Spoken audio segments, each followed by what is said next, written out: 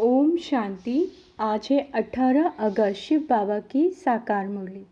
आज बाबा कहते हैं, मीठे बच्चे खुशबूदार फूल बनो। श्री कृष्ण है नंबर 1 खुशबूदार फूल, इसीलिए सभी को बहुत प्यारा लगता है, सभी नैनों पर रखते हैं। प्रश्न, लौकिक में स्वीट संबंध कौन सा है और स्वीटेस्ट किसे कहेंगे? उत्तर, लौकिक में भी स्वीट फादर को ही कहा जाता है। तुम बच्चे भी कहते हो हमारा अति मोस्ट लवली स्वीट फादर है, हम उनके लवली बच्चे हैं। स्वीटेस्ट फिर टीचर को कहेंगे, क्योंकि टीचर पढ़ाई पढ़ाते हैं। नॉलेज सोर्स ऑफ इनकम है, तुमको भी पहले नॉलेज मिलती है। गृहस्थ व्यवहार में रहते हुए इस नॉलेज को धारण करना और दूसरों को कराना है। गीत है मरना तेरी गली में। ओम शांति। बच्चों ने गीत सुना? जब कोई मरते हैं तो दूसरे माँ बाप के पास जन्म लेते हैं, बाप को बधाई दी जाती है। अब तुम बच्चे जानते हो हम आत्माएं अविनाशी हैं। वह शरीर की बात है, एक शरीर छोड़कर दूसरा लेते हैं, अर्थात एक बाप को छोड़ दूसरे बाप के पास जाते हैं। तुमने 84 साकारी बाप लिए हैं, वास्तव में हो निराकार बाप के बच्चे। तुम आत्माएं रहने वाली हो निर्वाण धाम, शांति धाम की, जहाँ बाप के साथ सभी निवास करते हैं, उसे आत्माओं की दुनिया कहेंगे। तुम आत्माएं भी वहाँ रहती हो तो बाप भी वहाँ रहते हैं। यह लौकिक, बाबा कहते हैं यहाँ लौकिक बाप के बच्चे बनते हो तो शिव बाबा को भूल जाते हो। सतयुग में तो बाप का कोई सिमरण नहीं करते, बुद्धि नीचे आ जाती है। उनको याद तो करेंगे तो कहेंगे ओ बाबा। क्या कहेंगे? ओ बाबा। इनको भी बाबा कहते हैं, वह भी फादर हैं। लौकिक बाप को यहाँ देखते हैं, पारलौकिक बाप को बुलाते हैं तो नज़र ऊपर जाती है। अभी तुम उस बाबा के बने हो। तुम जानते हो पहले हम पवित्र थे, राज्य भाग्य किया, अब 84 जन्म पूरे हुए, दुखी हुए हैं, इसीलिए बाप को याद करते हैं। यह वस्त्र शरीर पहनते पहनते अब तमो प्रधान बन गया है। पहले आत्मा और शरीर दोनों सतो प्रधान थे, फिर आत्मा सतो रजो तमो में आती है। पहले गोल्डन थी, फिर सिल्वर, कॉपर, आयरन में आए। इसको जेवर भी कहा जाता है। सोने में खाद डालते हैं ना। बाप समझाते हैं अब तुम आत्माएं पतित हो गई हो, सोना काला हो गया, तुम काले इम्प्योर बन गए हो। पहले तुम आत्मा प्योर थी, शरीर भी प्योर था, अब फिर प्योर शरीर कैसे लेंगे? क्या स्नान करने से? स्नान करने से तो कुछ होता नहीं। आत्मा पुकारती है, हे पतित पावन बाबा। बाबा अक्षर कितना मीठा है, बहुत अच्छा है। भारत में ही बाबा अक्षर है। बच्चे बाबा बाबा करते रहते हैं। अभी तुम बच्चे जानते हो हम आत्म अभिमानी बन बाप के बने हैं। बाप कहते हैं हमने पहले पहले तुमको स्वर्ग में भेजा था, पाठ बजाते बजाते अभी अंत में आकर पहुँचे हो। अंदर में सदैव बाबा बाबा कहते रहो। तुम बच्चे जानते हो बाबा आया हुआ है, उनको ही सभी याद करते हैं कि हे पतित पावन बाबा आओ, हम पतितों को आकर पावन बनाओ। सभी अपनी अपनी भाषा में पुकारते हैं। जब दुनिया पुरानी हो जाती है तब पुकारते हैं, तो ज़रूर संगम पर ही आएंगे। यह भी तुम जानते हो, शास्त्रों में तो अगड़म बगड़म बहुत लिख दिया है। तुम बच्चों को पक्का निश्चय है कि हमारा मोस्ट विलेवेड बाबा है, मोस्ट लवली बाबा है। बाबा भी कहते हैं sweet children, sweet, sweeter, sweetest. अब स्वीट कौन है? लौकिक संबंध में भी फादर ही स्वीट होता है। फिर स्वीटेस्ट कहेंगे टीचर को। टीचर अच्छा होता है, फिर भी पढ़ाते हैं। कहा भी जाता है knowledge is source of income, तो यह नॉलेज भी सोर्स ऑफ इनकम है। योग को याद, ज्ञान को नॉलेज कहा जाता है। तुम बच्चे जानते हो तुमको स्वर्ग का मालिक बनाया था, तब तो शिव जयंती मनाते हैं, परंतु शिव बाबा कैसे आया यह किसी को भी पता नहीं। चित्रों में त्रिमूर्ति है, शिव है ऊपर में, ब्रह्मा द्वारा स्थापना कौन कराते हैं? करण करावनहार शिव बाबा हैं। ब्रह्मा विष्णु शंकर के ऊपर है शिव, वह हुई रचना। उनका रचता है शिव। किसका? ब्रह्मा विष्णु शंकर का। वह निराकार है। यह है साकार सृष्टि। सृष्टि चक्र है जो रिपीट होता है। बाबा कहते हैं सूक्ष्म वतन को सृष्टि का चक्र नहीं कहेंगे। यह मनुष्य सृष्टि ही चक्र लगाती है। बाकी ना सूक्ष्म वतन में ना मूल वतन में चक्र की बात है। अभी है कलयुग नर्क, सतयुग है स्वर्ग। अब नर्कवासियों को स्वर्गवासी कौन बनाए? वाम मार्ग में जाने से ही पतित हो जाते हैं। दिन प्रतिदिन सुख से दुख में आते जाते हैं। दुनिया तमो प्रधान बन जाती है। तब कहते हैं यह बिल्कुल ही तमोगुणी बुद्धि है। यह बहुत सतो प्रधान बुद्धि है, जैसे देवता समान है। वास्तव में पूजा देवताओं की होनी चाहिए, परंतु देवता तो इस समय कोई है नहीं, क्योंकि दैवी गुण उनमें है नहीं। क्रिश्चियन लोग क्राइस्ट को जानते हैं, उनको पूजते हैं। भारतवासी अपने को देवी देवता कह नहीं सकते। नाम तो बहुतों के हैं, फलानी देवी फलाना देवता, परंतु वह गुण तो है नहीं। गाते भी हैं भक्ति में, क्या गाते हैं? मैं निर्गुण हारे में कोई गुण नाही। आत्मा किसके सामने कहती है? बाप के सामने कहना चाहिए ना। बाप को भूल भाइयों के पीछे जाकर पड़े हैं। भाई कौन है? ब्रह्मा विष्णु शंकर। उनसे कुछ भी मिलने का ही नहीं है। ब्रदर्स की पूजा करते हैं, नीचे गिरते जाते हैं। अब तुमको तो फादर से वर्षा मिलता है। फादर को कोई जानते नहीं, फादर को सर्वव्यापी कह देते हैं। अरे फादर का नाम कह देते हैं, वो तो नाम रूप से न्यारा है।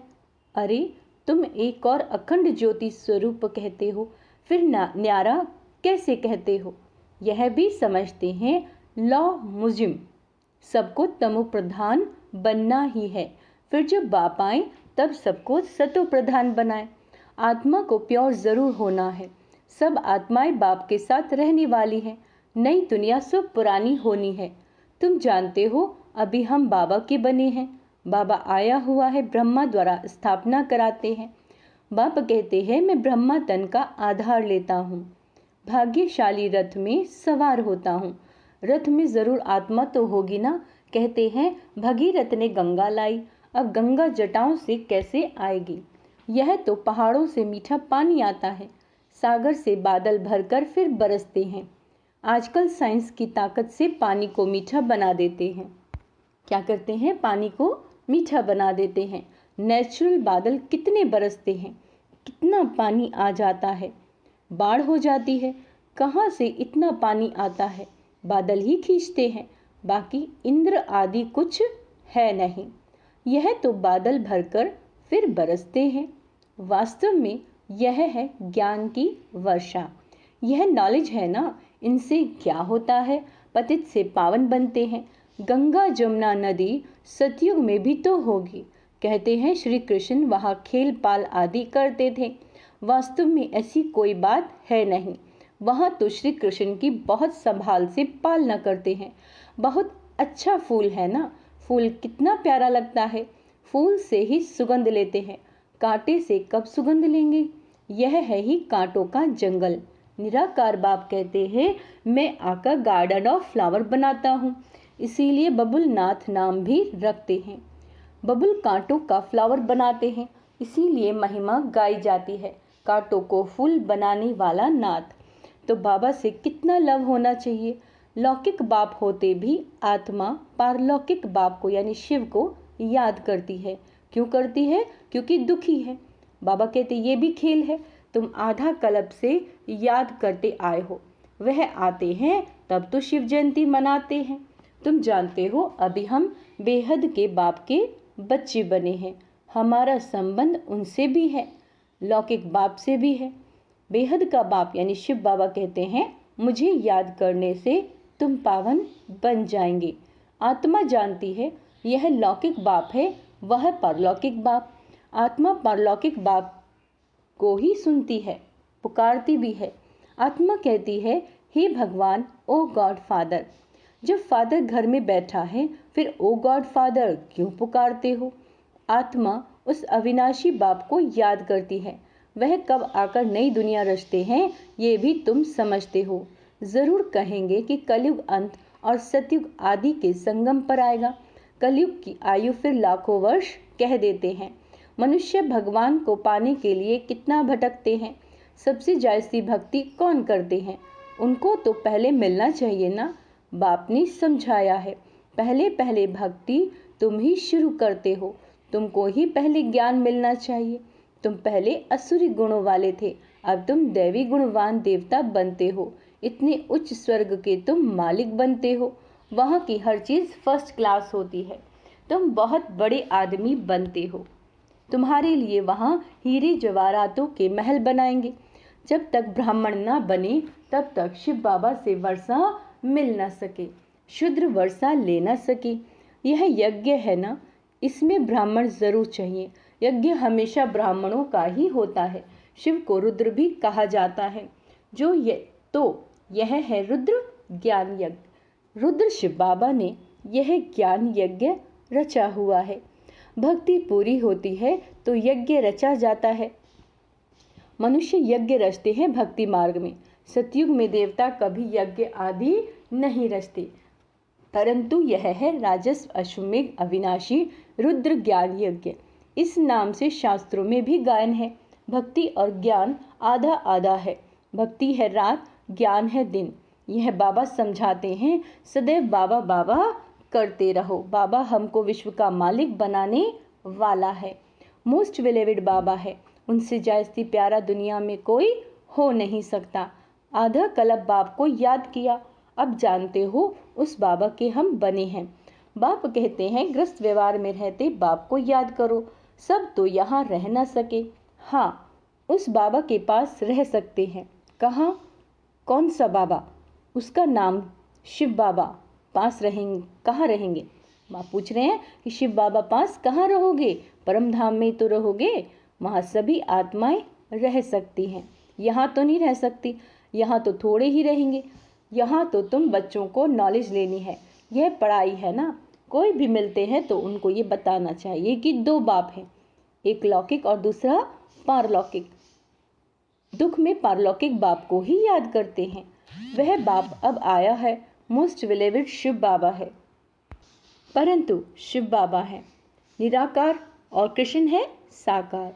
श्री कृष्ण को सबका बाप नहीं कहेंगे, वह है विश्व का मालिक। उनको भी बनाने वाला शिव है। दोनों ही प्यारे हैं, परंतु दोनों में जायज़ी प्यारा कौन है? कहेंगे शिव।